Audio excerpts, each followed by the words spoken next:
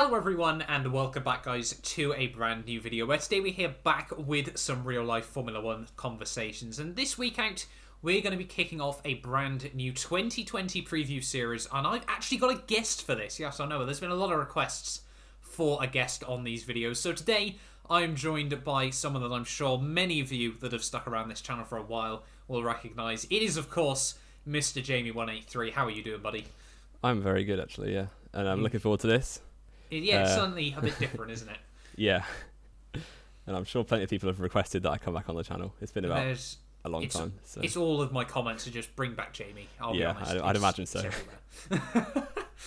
But anyway, like I said, we're going to be breaking this down into some preview videos ready for the 2020 season. The plan is to get these up before we get to winter testing, and then I'm sure obviously we'll make some videos based on the first week of winter testing, the second week of winter testing, and I'm sure obviously some opinions, some thoughts might have changed and everything like that. But obviously if you are interested in these sorts of things, do get yourself subscribed for more F1 2020 real life content. Obviously we're going to try and make some more videos based on the real world of Formula 1. But today though, we're going to be kicking off our preview series of the 2020 season. It's fairly simple.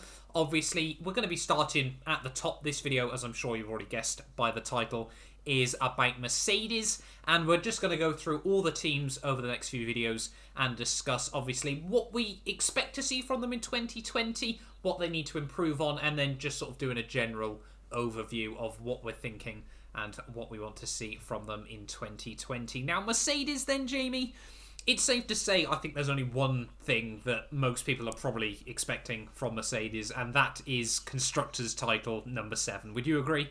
Yeah, completely. I don't see anything else happening. Like, Ferrari are a bit of a mess, and Red Bull don't really have the car for the job. They've got the driver, they've got one of the drivers, but not the car. And then Mercedes have got the perfect combination of everything, and they've got a lot of experience in winning. So it's going to be pretty difficult for anyone to overcome them.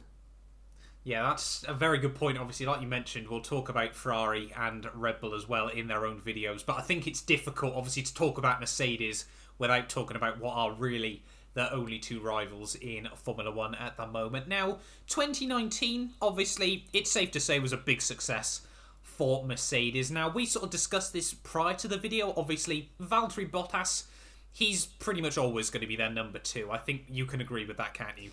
Yeah. Like, we saw it this year. He started off 2 wins out of 4 and then completely disappeared for most of the season, then came back with 2 wins out of 3 again later in the season, and then I imagine it will be pretty similar again. He's just not got the longevity to hold a candle to Hamilton for the full season, so I expect to see a similar thing again. Now, do we think, obviously we saw with Mercedes back in the early hybrid era, as I'm sure we have differing opinions on this, we saw the Hamilton-Rosberg battles. Now, obviously, there's a lot of discussion about whether Valtteri Bottas should be axed from that team. Obviously, we never really got to see George Russell prove himself all too much in the Williams car. But do you think, after what we saw with Hamilton and Rosberg, whether Bottas is still the right person for that second seat? Yeah, like they've got no real reason to change because they've won the last like 6 or 7 constructors titles. So, and there's not really that much reason to change. Hamilton's happy. Bottas seems all right at being second. So yeah, and they don't want to put someone like Russell or Ocon in who might cause a problem for Hamilton. I doubt they would, but they'd probably cause a bit more of a problem than Bottas does. So they don't really want to have to manage the relationship like they had to with Hamilton and Rosberg again. So Bottas is like the perfect wingman, really.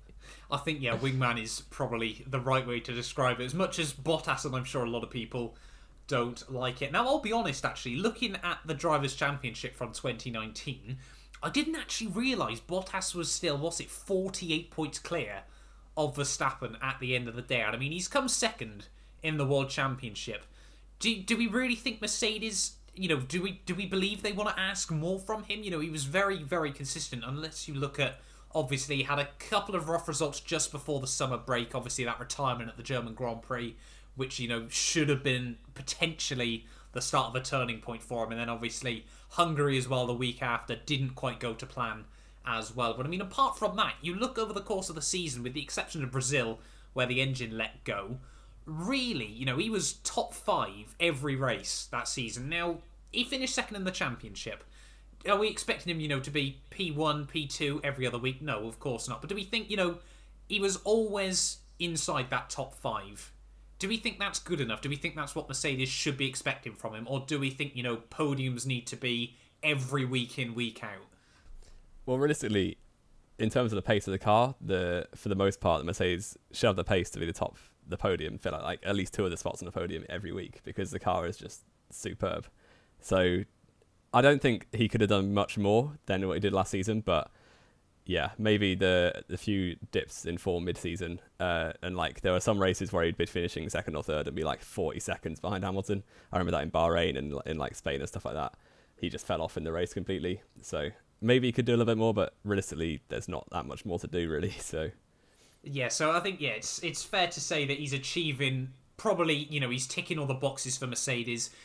I'd imagine it's probably quite difficult actually for him, obviously, because he wants to win races. That's what every Formula 1 driver is on the grid to achieve. But he's at Mercedes. He is their number 2. Now, obviously, he wants to be as close to Hamilton as possible, but you run that fine line in some places, would you say, where he's got to obviously try and get close to Hamilton, but they also can't start tripping over each other. And I'd say 2019 was probably the season he managed to find that sweet spot the best. Would you agree? Yeah, I think so. Like he was generally pushing Hamilton harder than he did in 2018, definitely. Other than like right at the start when he first joined the Mercedes, he was pretty decent, but I think that was more to do with Hamilton not being at his best in 2017, the first half especially. So yeah, he got it back to form this year, definitely. He was much better than in the previous year in 2018. So if he can keep pushing Hamilton as much as he has been, then it's a good rivalry, but obviously nothing too toxic like you saw back in the day. Back in the day? Yeah. That's fair enough. Now, I think we'll move on then, obviously looking at 2020. Now, obviously, we both said, and I think everyone is saying, Mercedes, they are expected to win the 2020. Are we thinking of Hamilton title number 7? Yeah, unfortunately. You're not so happy with that one. That's fair enough. Now, what I was going to ask you then, talking about that, is we know, how well-tuned, well-refined the Mercedes system is, where we see Ferrari struggling some weeks, Red Bull just seem to lack that consistency over a season. Do we think Mercedes are going to get pushed harder next year, or do we think we're going to see teams like Red Bull and Ferrari focus on 2021 a bit more and potentially, this season just be a bit of a whitewash? I don't think it'll be a whitewash. I think we saw at the end of 2019 it was usually fairly well balanced until we got to Abu Dhabi, but like the top 3 teams were relatively similar in terms of pace, but Mercedes still had a little bit edge, I think. But if anything, Mercedes should be the ones trying to just like jump the gun a bit for 2021, because we saw that was basically why they've dominated the last 6 years, because they were so prepared for the rule change in 2014. So they don't want to, or they probably want to follow the same principles, like just do the best they can and jump the gun and get ahead and get one up on everyone else right at the start, and then just carry that on through the next few years if they're thinking that long term. So I'd be interested to see what happens, definitely. So going on from that then, obviously you say Mercedes should focus pretty much all their resources on 2021. Could that open up an opportunity for, Max Verstappen, Charles Leclerc, if Ferrari and Red Bull keep developing their 2020 car? Could they think, actually, on the other hand, we might just have to go all out this season and really try and push Mercedes to the limit? Potentially, but I'd be surprised. I don't think Mercedes are going to drop the ball completely on this season and just focus on the future, but yeah, Red Bull are not stupid, and neither are Mercedes. So, like, I'd be surprised if either of them just bin off this car and focused on the year after, to be honest. I like the fact you haven't mentioned Ferrari in that. I find that quite interesting. Now, following on then, obviously, there's been some talks recently about Mercedes in 2020. Whether that might be their final season in Formula 1. Personally, I don't see it happening at the moment. They're still winning. I'm sure the marketing opportunities behind that are still certainly making it worth it for the team. Do we think, even by, say, 2025... Basically, all I'm asking is, how long do you think Mercedes are going to remain in Formula 1? Well, while they're dominating the sport, I don't see any reason why they'd leave. So they're getting plenty of money in. They've got like one of the world's biggest sportsmen in their ranks. So I don't see any reason why they'd pull out now. So definitely by 2025, it will be interesting to see if anything, like if they fall back into the midfield, I could see at that point they might pull out. But I don't see that happening anytime soon, really. No, they always, for me, Mercedes just come across as a completely well-oiled machine. They're very very rarely seems to be any issues. And I think, we've seen it a couple of times in the past, obviously a bit more with Hamilton and Rosberg, and it's probably almost set them up to put them in a better situation now. Obviously, they've sort of learnt from that what they need to do with it, obviously heading into the future. But, I mean, normally, if we see an issue with Mercedes, for example, obviously, we saw at Austria back in 2018, obviously, where both cars retired. That issue just gets put away instantly. Germany last season, obviously, they didn't, that was just a disaster. That was really Mercedes. When you look over the course of the season, that, and obviously, technically Brazil, just looking at the results, but obviously that had a bit more of a story behind it as well. They're pretty much, every week in, week out, they get the job done, don't they?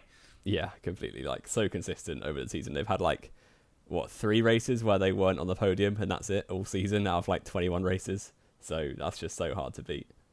Yeah, it really, I mean, coming into this, obviously, we sort of spoke about Mercedes, and I think we could both agree this video was probably going to be one of the shorter ones, and it probably just goes to show the success that we've seen from Mercedes. 2019, you can't really pick many holes, through their attack strategy over the course of the season. But if you could say one thing that you think they could improve on, what would you think it would be? Their car still isn't very good in following, I think, and also qualifying as well. We saw Ferrari did dominate qualifying the second half of the season, so yeah, maybe that's a little bit of an issue, but obviously the points are in the race, so maybe not. But yeah, maybe the dirty air is a bit of a problem for everyone, but you kind of see it a little bit more where Mercedes seem to struggle a bit more than, say, the Red Bull does at following other cars closely. We saw Bottas just blew up because he was following Leclerc for 3 laps in Brazil, so that'll be interesting to see if they have that sort of problems again, but we'll have to wait and see. Yeah, obviously I think that's one of the interesting things, isn't it? Because I can't imagine, Mercedes will say it, but they're probably thinking it is, their car isn't there to be following others, which is probably why it isn't adapted to that style as much. But you sort of mention him, obviously, about how the Red Bull car is much better in the slipstream, sticking behind other cars for quite a while. And Ferrari, we saw their qualifying pace in the second half of the season. And really, that was probably a bit more consistent throughout the entirety of the season than, the results really remember. Obviously, we saw Charles Leclerc get pole at Bahrain, didn't we? And obviously, whether he should have been in with a shot at Baku as well is a bit of a different question. Obviously, Canada as well. There are so many stories over the course of the season where Ferrari dropped the ball. Now, I think it's safe to say Red Bull have probably got the best aero in Formula 1. Ferrari have probably got the best engine in Formula 1. Is it just Mercedes are close enough on both of them that neither team can really match them over the course? Or what, do we think that Mercedes... I struggle sometimes to see where Mercedes is still the strongest in sort of one area, not over the course of the whole car. Yeah, I see what you mean. The Red Bull is definitely I'd say pretty close to Mercedes on chassis and aero, because we saw tracks like Monaco and Hungary as well, where the Red Bull was easily on par with the Mercedes. Potentially it was a bit quicker in the race, and then they get to Monza or Belgium and the Red Bull's just absolutely nowhere, and then the Mercedes is just consistent in every area. So that's the sort of difference between a title challenger and a title win. So they've just got that package sorted, is what you're saying. Yeah. Yeah, that's fair enough. But yeah, I think though, Mercedes, like we said, there's not too much really to discuss about them, is there really? In all honesty, they got the job done this season.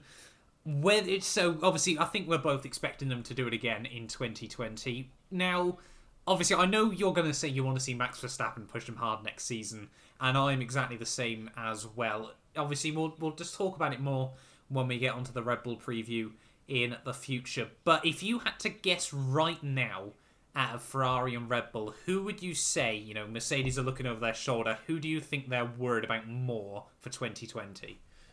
Max Verstappen and Red Bull, definitely, I think.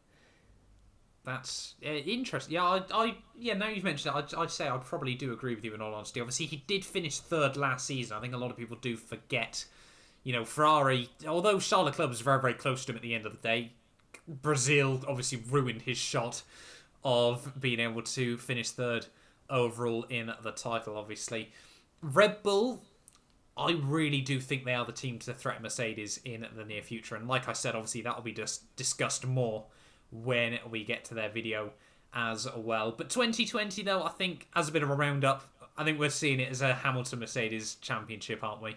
Yeah, definitely. We'll wait and see. We'll see them get pushed a little bit harder, but it's definitely going to be an interesting year to see what Mercedes can achieve in the world of Formula 1. 7 Constructors' Championships in a row is absolutely crazy, at least to me when I think about it. That is really pushing the limits of what's possible in Formula 1. But I think it's 2020, it's going to be a bit of a weird season where we're going to see a lot of teams focusing on 2021 as well. Obviously, that big change to Formula 1 hopefully is going to completely sort of rejuvenate the sport. Obviously, change it around a bit. Hopefully, we get a bit of a shuffle, everything like that. Now, is there anything more you want to add to that? Maybe we just say like where we think the drivers will finish in the championship.